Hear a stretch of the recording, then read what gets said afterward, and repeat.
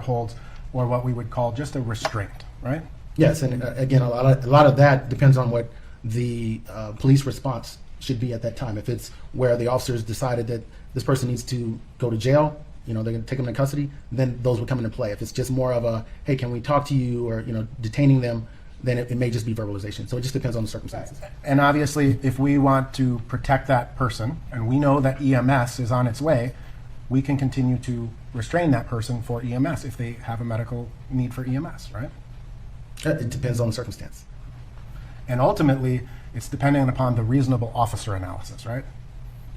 Yes, and what's expected from that specific agency, what their expectations are of the officer's performance, as well as best practices as well. Those are taken into consideration. And ultimately, under the Graham versus Connor analysis, it's the specific facts of the specific case. Agreed? What the officer is seeing at the scene, right? Yeah, when we're talking about force, correct.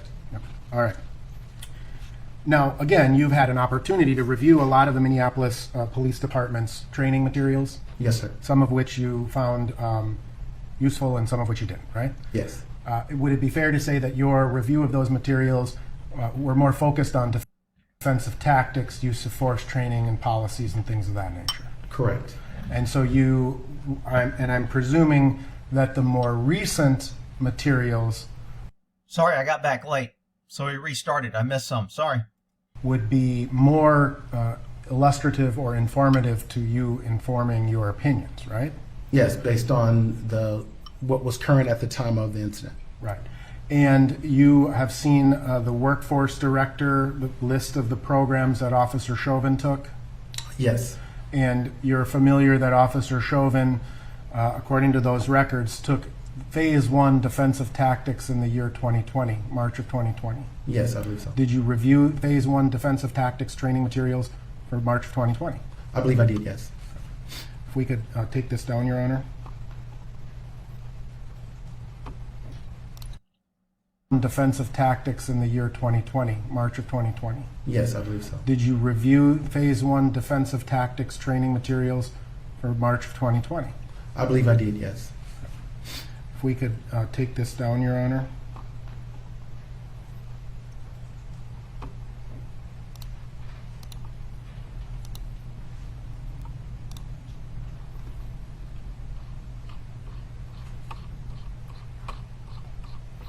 Long Just cross. showing the witness. Can you see what's in front of you, sir? Yes. You'd agree that this appears to be the training materials for the 2020 in-service Phase 1 that would have been seen by Officer Chauvin? Yes. And That if was we- one slide, yes. And if we just look at the presentation, this is a presentation that largely deals with demonstrations, protests, crowd control, right? Yes. Large crowds, small crowds, things of that nature, right? Yes.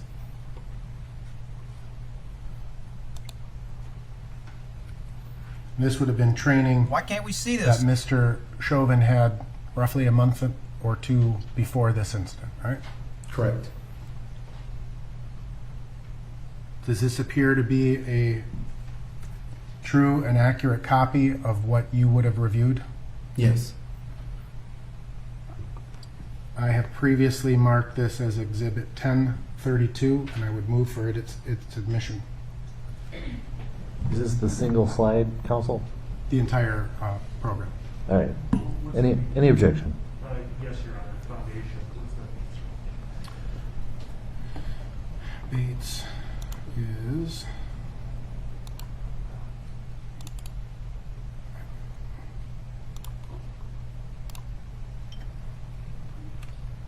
$29.71 to 21096. It's the 2020 use of force in service.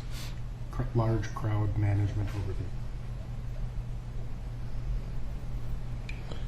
And your objection continues? It does, Your Honor. We just have one more. Yeah.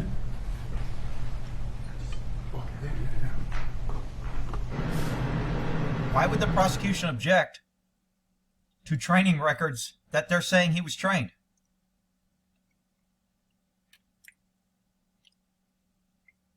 No objection. I'm sorry, no objection? No objection. All right. 1032 is received.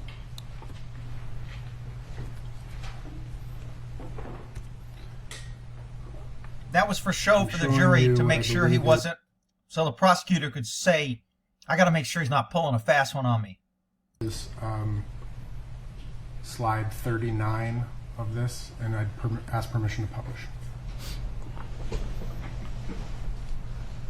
This is the Minneapolis Police Department training materials on dealing with crowds, right? With large crowds. Large yes. crowds. Crowds, officers are trained, crowds are dynamic creatures and can change rapidly, right? Yes. You would agree with that. And this particular training for large crowds, correct. But even in small crowds, even if you have 10 people or 12 people, crowds are dynamic creatures, right? In certain instances, yes. And they can change very suddenly, right? Yes.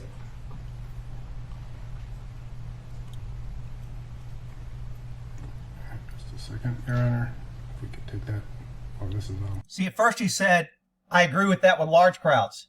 And now the defense attorney was able to make him agree that it was with small crowds. So why did he say with large crowds?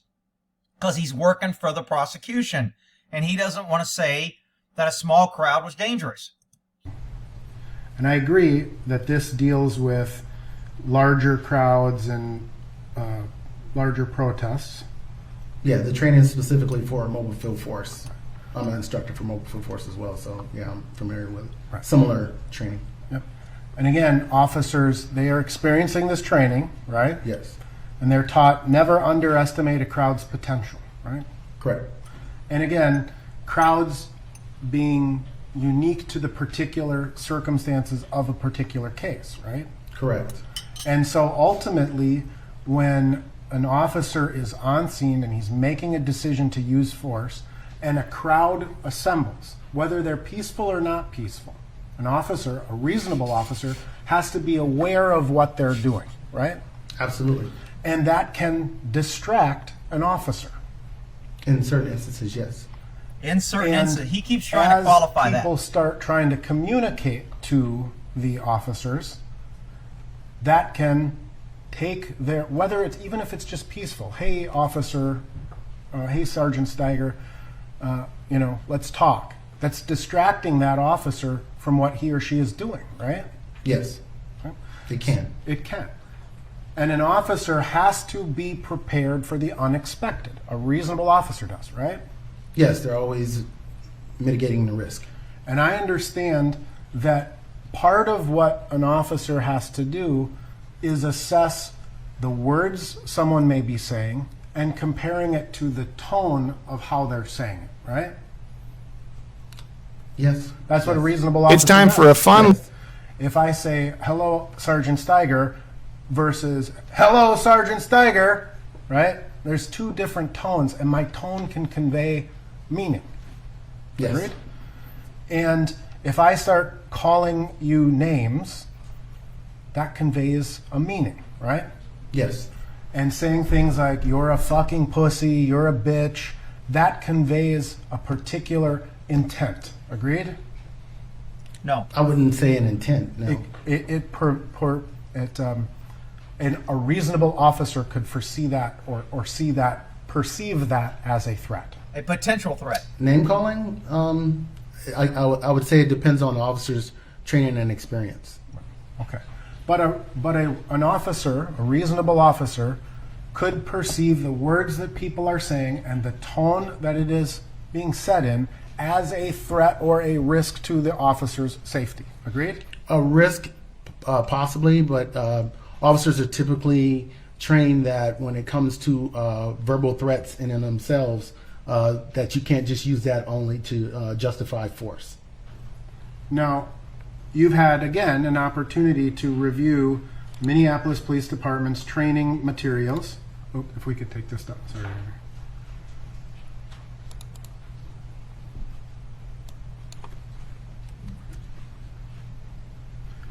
Can you see what's in front of you, sir? Yes. You reviewed, I presume, as a part of your analysis, the Minneapolis Police Department's crisis intervention technique training, right? Yes. And I'm not seeking to admit this, but officers are trained to look at potential signs of aggression, right? Yes. The Minneapolis Police Department trains its police officers how to potentially perceive an aggressive behavior of a person, right? Correct. And that includes raising voices, right? Yes. That includes people tensing muscles, right? Yes. Exaggerated gestures, pacing, right? That can be a sign of an aggressive behavior. Yes. Could be. Typically, those are when you're dealing with your one-on-one with a specific subject or engaged in a specific call for service. That's Right. typically when the training is given is for that, when it's more of a one-on-one, when you're dealing with a subject one-on-one. That's the training. But in terms of now you are an officer and you're engaged with the suspect, right? And somebody else is now pacing around and watching you and calling you names and saying you're a fucking pussy. This could be viewed by a reasonable officer as a threat. As a potential threat, correct. Potential threat. And in fact, when that happens, if you look at the slide in front of you, when how a person is talking to an officer, if they're mimicking them or rageful, officers are specifically trained to try to predict future behavior based on that. Correct? Yes, to prepare themselves. Right. And when someone starts threatening you, it's a possibility that an officer can view that as a potential deadly assault is about to happen. That's what they're trained. Yes, that's what they're trained. It says what is the person's likely behavior.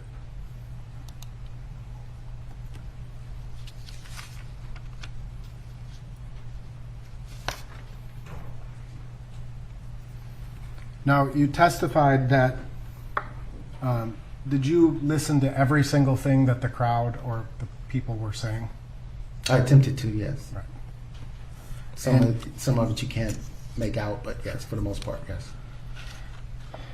And you would agree that if someone were to say, if you touch me like that, I would like to slap the fuck out of you, right? That could be viewed as a threat. Yes.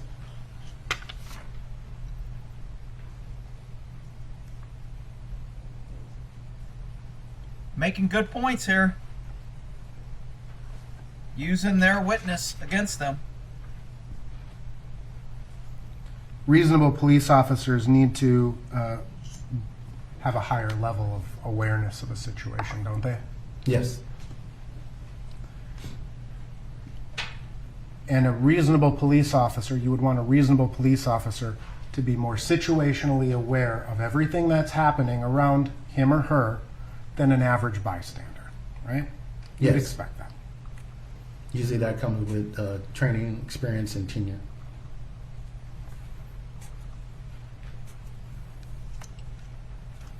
Now, there were some questions about the actual force that was applied in this case, and it's your professional opinion, is it not, that this appears to have Officer Chauvin's knee on the neck of Mr. Floyd, right? Yes. And that you concluded that that was a deadly use of force, right?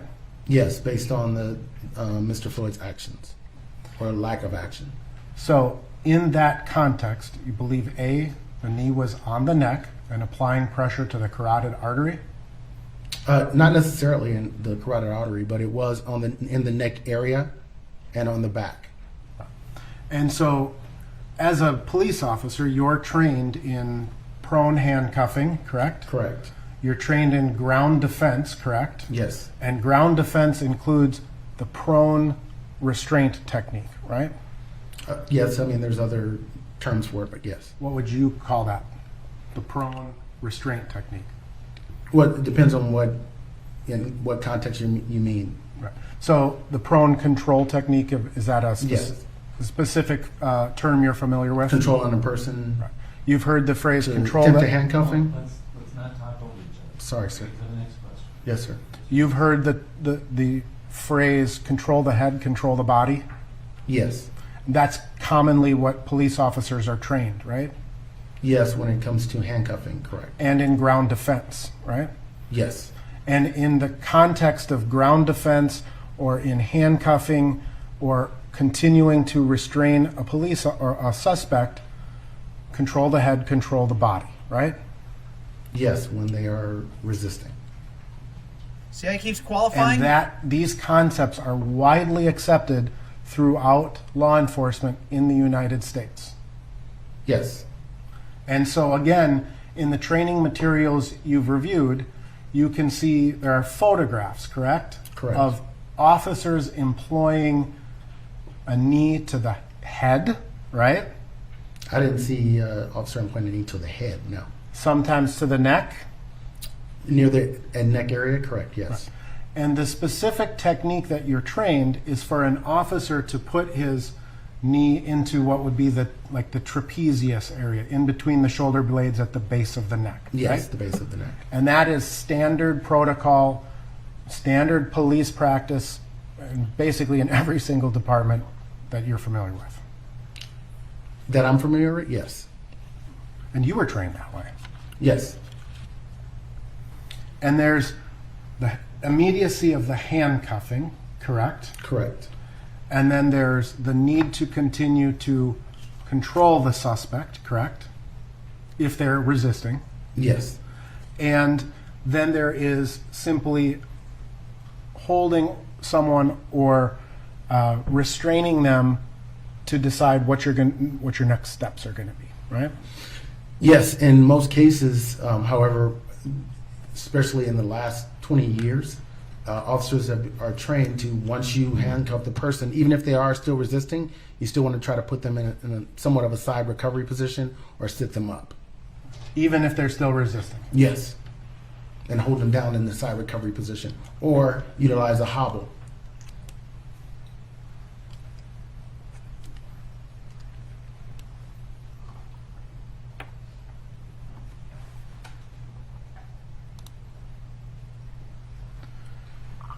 You would agree that the Minneapolis Police Department are trained that when a person is handcuffed and then rendered unconscious, that officers need to use caution in unhandcuffing them to revive them? No, I'm not familiar with that. No. Did you, as a part of your analysis, review any training materials regarding the use of the lateral vascular neck restraint? Yes. Just looking in front of you, did you look at this training material? Yes.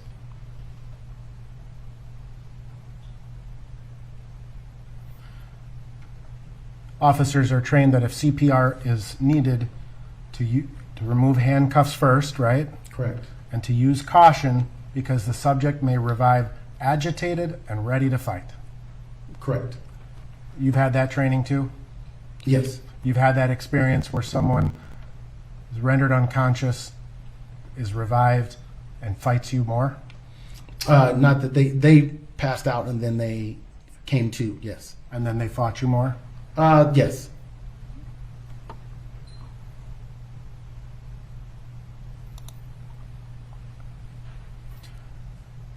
Looking at what's already in evidence, the 2019 Use of Force Manual at slide 41. This is what we're talking about in terms of the prone arm control, right? Yes. And you see a photograph here. Officer's knee appears to be across into the shoulder blades and between the shoulder blades across the head and neck area of the person, right? Yes, as he's attempting to handcuff the person, yes. Your Honor, not an objection, but just a pause. Would you please identify these? That was, I have it listed as 1031. Or that's what I had it. I don't remember what you were using. That's the 2019. Off the record. 2019 use of force. You say 1041. Sorry. I'm referring to bait stamp 21464 was the 2019 defensive tactics that you introduced. Off the record. Sorry. We just take a brief pause. Sorry, Your Honor. Okay, they're pausing. I'll pause. Under this is from Exhibit 126, which is already in evidence. I'd ask for permission to publish. Right. Again, you see here, this officer's knee appears to be over the neck and head of the subject as he's attempting to handcuff him, correct? Correct. And so there are circumstances when the knee is put in this position, correct? Yes, but officers are always cautioned to try to stay away from the neck as much as possible. All right. We can take that down here. That would have been a good time to say, since he added as much as possible. Well, when you say as much as possible, sometimes the suspect's movement or the chaotic situation can cause the officer's knee to move. Is that correct? And we're talking about a pretty small area. I mean, we're literally talking about inches between the base of the neck, the center of the spine, the center of the solar or the trapezius muscles to the neck. Very, very small area of error. The comparative photographs, and I just don't have a copy of that right now. I believe it was Exhibit 274, the one you just admitted.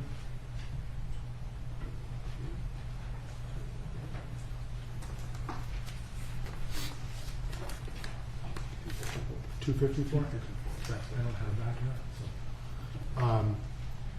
There was a one photo. Would it be possible to publish that?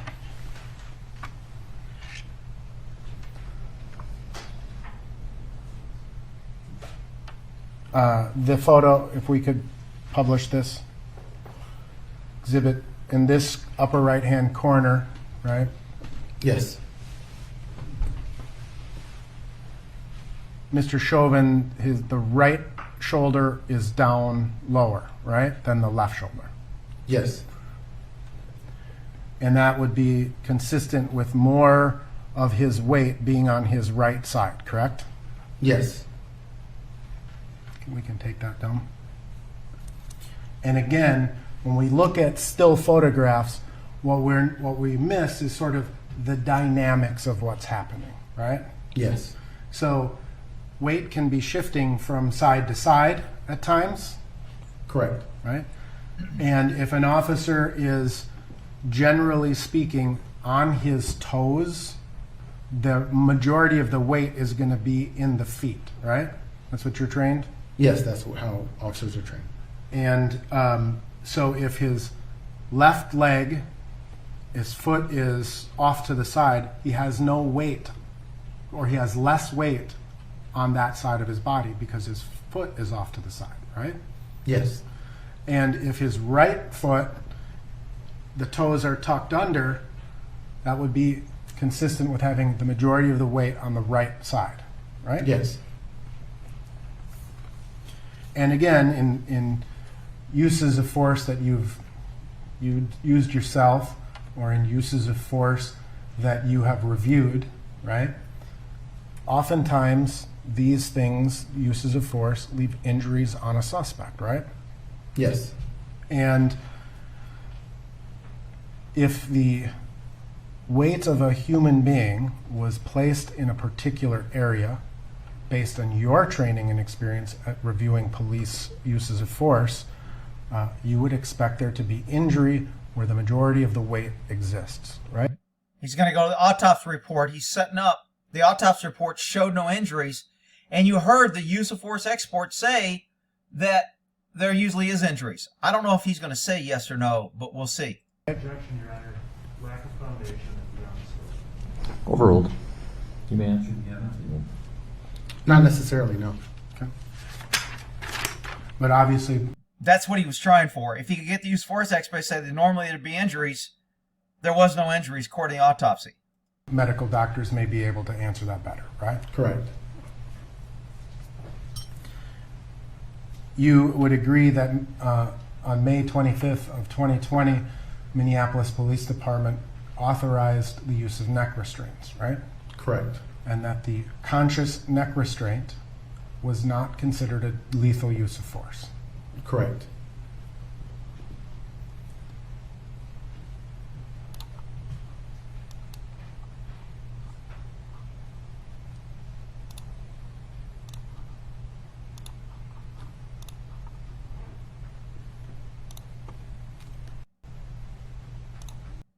a series of photographs that were introduced yesterday, starting with Exhibit 1045. So before we go there, you would agree that some of the problems with photographs are that, again, it doesn't capture, a single photograph isn't going to capture the dynamics of what's happening, right? In some cases, yes. Weight can shift, right? Correct. In a video versus a still photograph, right? Yes. And positions can change, right? Yes. And those things can happen throughout the course of the time of use of force, right? Yes. Now, I'd like to show you and publish Exhibit 1045. I don't know if you've seen these, but these are stills from the body-worn camera. Oh, sorry. I gotta switch. It's a little difficult to see through the glare here, but maybe you can see it better on your screen. And if you have to stand up to see past the glare, feel free. Thank you, sir. In this area here, it appears that you can see Officer Chauvin's left leg, Yes. and that Officer Chauvin's shin appears to be sort of parallel to or over Mr. Floyd's left shoulder blade. Agreed? It's hard to tell. It could be his neck or shoulder blade. In this dip right in here, the area between the two shoulder blades, he's handcuffed, right? That causes the shoulders to sort of come back. I'm sorry, you're referring to his left knee, correct? That's Right. what you stated, that his left knee? Right. Yes, his left knee appears to be, based on the photograph I'm looking at, near the neck area of Mr. Floyd. In between the shoulder blade here and what would be the shoulder Near blade the behind neck his area, head. not on it. Above it. I wouldn't say it was in between it. It's more, it looks like it appears to be more above the shoulder blades than it does on the shoulder blades or below it. Almost resting on the shoulder blade. Above, I would You would say call it's it above, yes. All right. But it appears to be angled in towards the cruiser, correct? Yes. Now, showing you, oops, I'm going to display that again. That being at 20/23/32, right? Yes.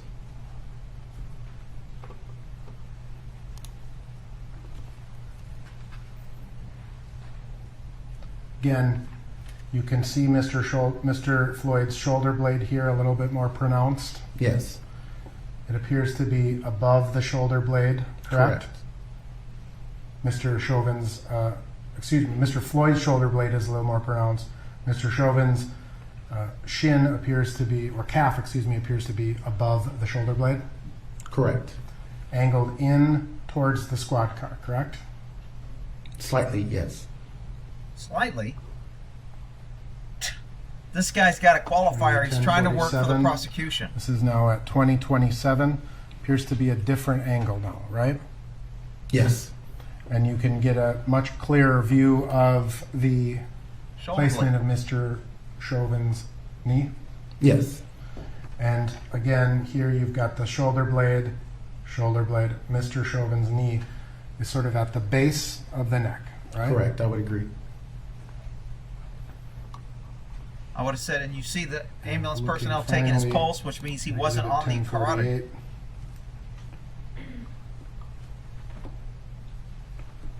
You can see Mr. Floyd's head in this picture, correct? Yes. And it gives you, again, a depth perception of the placement of Mr. Chauvin's knee relative to the neck of Mr. Floyd. Somewhat, yes. Now, we Somewhat. could take this down, Your Honor. The more he tries to qualify, the more he looks like he's a paid hack for the prosecution, because he doesn't want to answer without giving a leeway for the prosecution to come in. You said somewhat. You don't think it was off the neck, do you?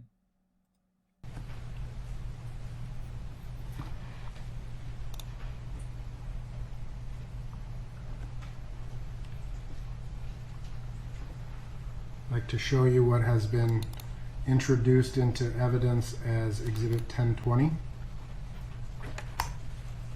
which on the left-hand side of your screen, you see that appears to be the bystander video. Yes. On the right-hand side, that's from Mr. King's body-worn camera. Yes.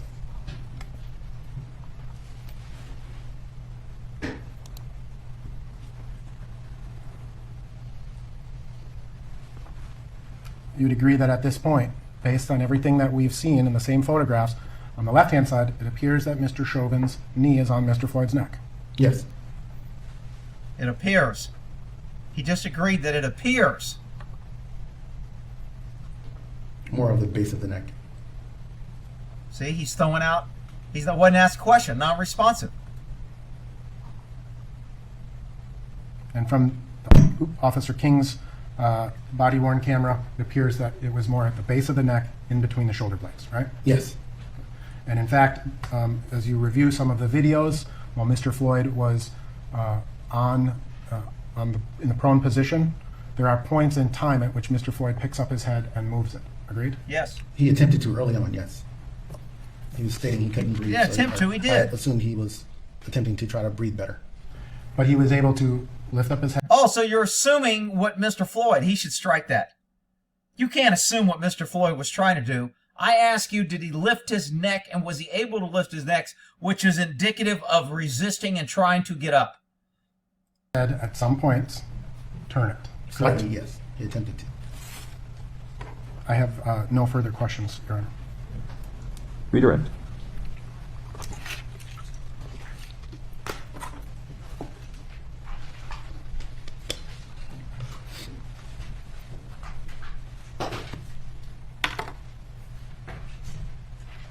Thank you, Your Honor. Sir, to clarify a little bit on the, thank you. He ain't clarifying. To clarify a little bit on the known risk that you testified to with respect to positional asphyxia. Yes. Is the risk related to the pressure on the neck or the pressure on the body? The pressure on the body, any additional pressure on the body complicates breathing more so than if there was no pressure at all. And so the placement of the knees, even if there can be shifting between the neck, the base of the neck, the point is that both of the defendant's knees were on Mr. Floyd's body during the entirety of the restraint period. Is that right? Yes. Notice he didn't clarify in some situations. Sometimes it appeared. Notice he's giving direct answers to the guy that's paying him. I want to ask you some questions about what may have been apparent to the defendant when he first got on the scene. You were asked some questions about being dispatched, and you know the term Code 4, correct? Correct. And were you aware that prior to the defendant arriving on the scene that Officer Lane had called Code 4? Yes, I believe so, in reviewing some of the documentation and things of that nature. And what does that mean? That means that everything is okay, that we have the suspect in custody. So at least at the time the defendant arrived, he would have been aware, based on the totality, that Code 4 had been called. Yes. I'd like to direct your attention to the moment in time when he would have arrived.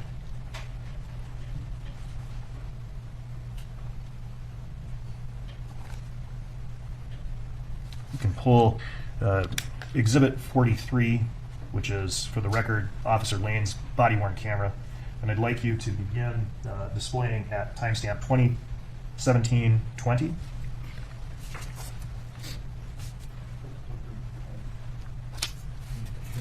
I'm sorry, can't hear you. Hold on.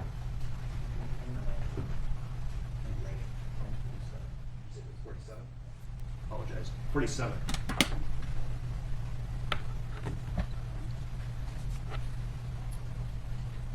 And if-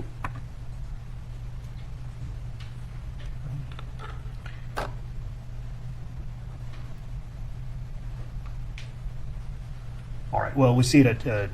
You can leave it at 20 or where it was. Yeah, go ahead. All right. So we see in the still frame now. For the record, the timestamp is 20:17:20. At this point in time, we see Officer Tao, and would have been next to him, the defendant, arrive. Is that right? Yes, I believe you can see his shoulder and the circle that you have. And I'd ask to begin publishing to the jury.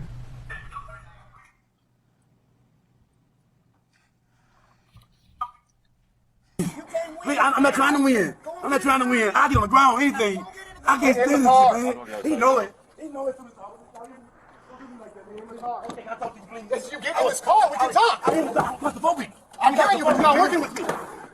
God, I'm claustrophobic, man. Come on over here. I'm gonna pull you Get in. in the car. Get in the front. Please. No, you're not getting in the front. I'm claustrophobic. Get in the car. Okay, man. Okay. I'm not a bad guy, man. Get in the car. I'm not a bad guy. Okay. I'm not a bad guy. I'm committing felonies. I'm under the influence. I'm possessing drugs. I'm eating drugs. I'm swallowing drugs. I'm on parole, and I just got out of prison. I'm not a bad guy, dude. Man. See, he stopped it before he pushed. If you go a little bit further, you can see where Floyd pushes. Now, and you can take that down.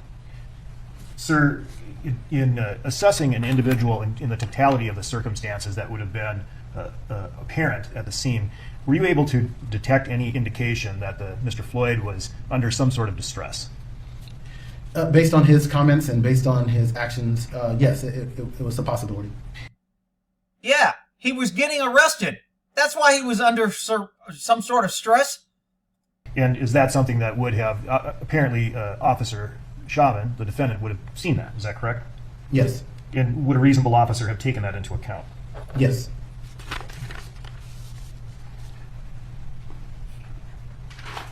Now, sir, you testified that the force that was used here during the restraint period by the defendant was in fact excessive. Is that right? Yes.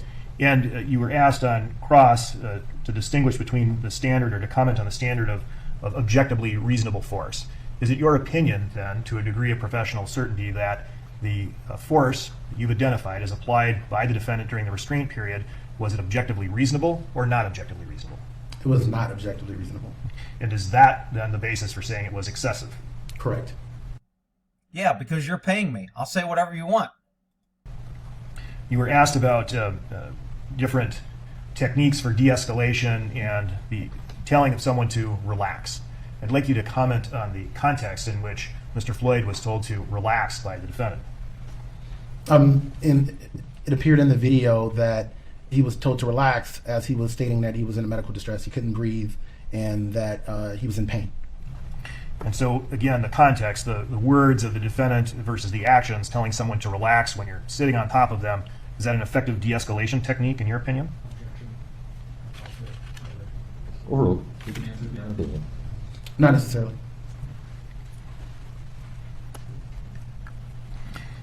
As to an officer, a reasonable officer, reassessing and reevaluating the situation, they also have to take in information related to a subject's potential medical condition. Is that right? Yes. Do you agree with the statement, in your custody, in your care?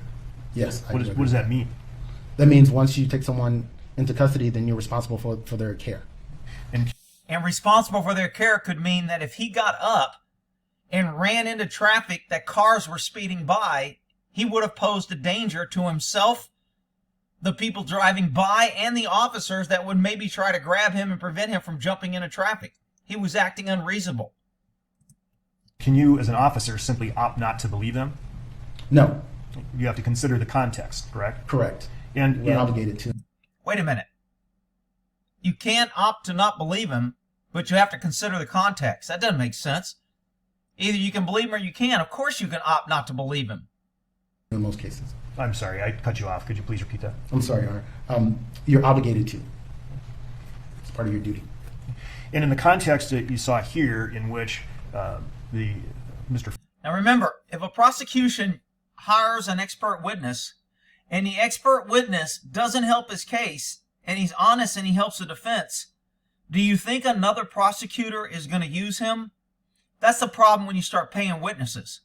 If he doesn't do a good job for the prosecution, other prosecutors aren't going to hire him. Floyd was manifesting some distress.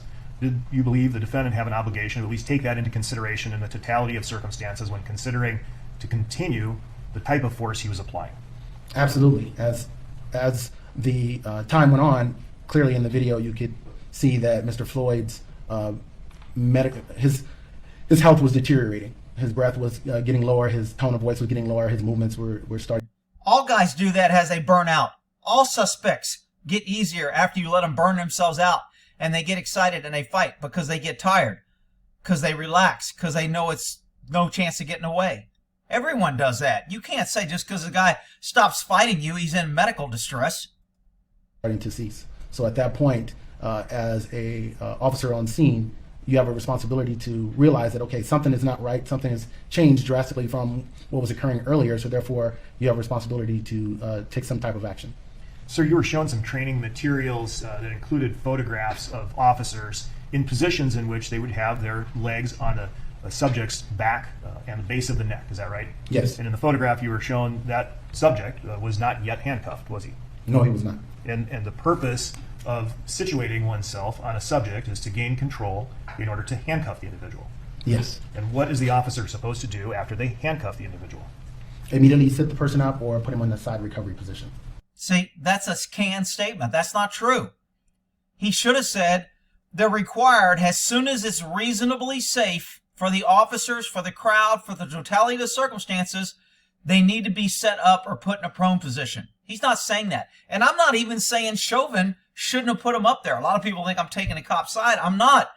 I'm just saying there is reasons on why he didn't, and most of them was because of Floyd's actions, but it doesn't excuse him from sitting on the guy when he was non-responsive for what I consider an unreasonable amount of time.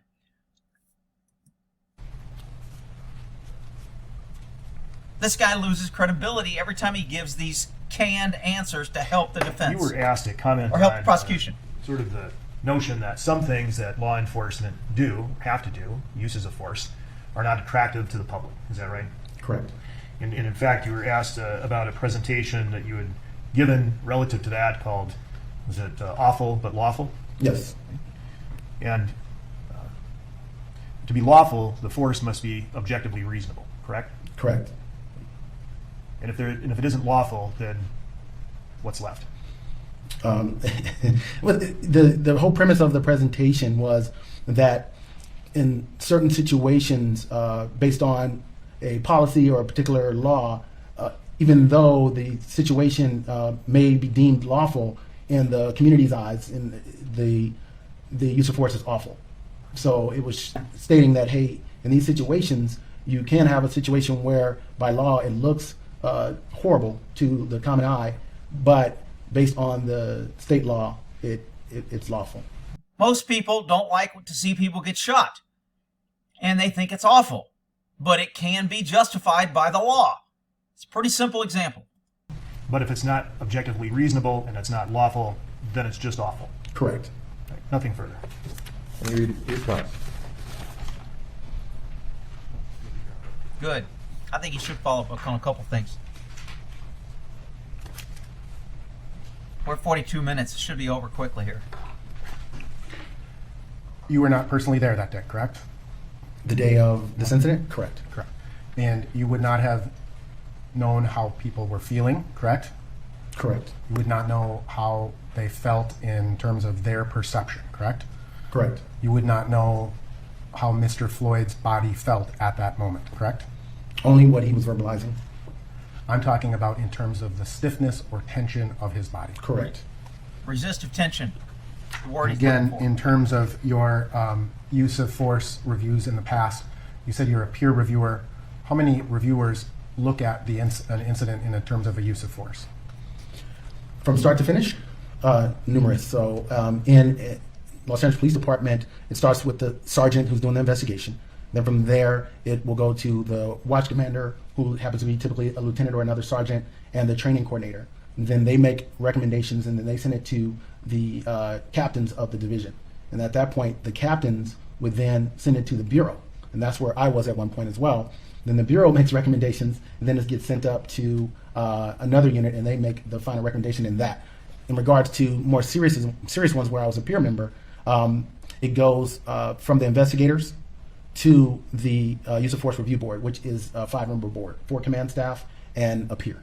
And that peer review board, the 5 people, they make recommendations to move up the chain, right? Yes, so they make recommendations. I'm sorry. No, I was touching my face. They make recommendations to the chief of police, then the chief of police reviews it, and he makes recommendations to the police commission. And the inspector general's office also reviews all the evidence as well, and they make recommendations. In most cases, they concur with the chief. In some cases, they disagree. And then finally, a presentation is made to the police commission, and the police commission at that point makes the final decision. So there's layers of review, right? Correct. And ultimately, in terms of just that 5-member review board, right, the one that you were describing, Right. They all don't agree. Are those decisions always unanimous No, as to whether or not it was a reasonable use of force? no, it's not. And sometimes those 5 people, they may disagree with each other, right? Yes, we have a Just like the Supreme Court. They're supposed to be the greatest legal minds, and the law is supposed to be clear, and the pesky citizens are supposed to understand the law, and supposed to know all the law, and it's supposed to abide by the law, but you got the 9 smartest black robe lawyers sitting at the Supreme Court, and they rarely agree. something what we call a minority report. I've actually written a couple of those myself. But yes, if one person or a number of people on that board will disagree, then that the ones that disagree, the minority, have to do a report, basically telling what their case is or why they disagree. Right. So even within that process, there is 5 potential police officers who can disagree with each other. Correct. All right. I have no further questions. That's a good point. He's making it clear that this is very subjective. Reasonableness is not objective standard. You can't go 1, 2, 3. It's either reasonable or not. It's subjective, and it's subjective to weather, to condition, to location, to officer experience, to resistance, to things that happened before, that things are happening, possible things that can happen, other officers involved. Are you controlling them or controlling you? It's just, that's why it's so hard to get a conviction on an officer, because the Supreme Court has left it open that, hey, these guys are doing a tough job in tough situations, and unless you can prove malice aforethought or really negligent, something that's just clear cut, then we're not going to put officers to where they're afraid to act because it's so complicated. There's no way they're going to get it right all the time, that they just stop acting. And that's why a lot of prosecutors don't want to take cops to court. I'm not saying it's right or wrong. I'm just telling you why. All right, we'll go ahead and end that one there.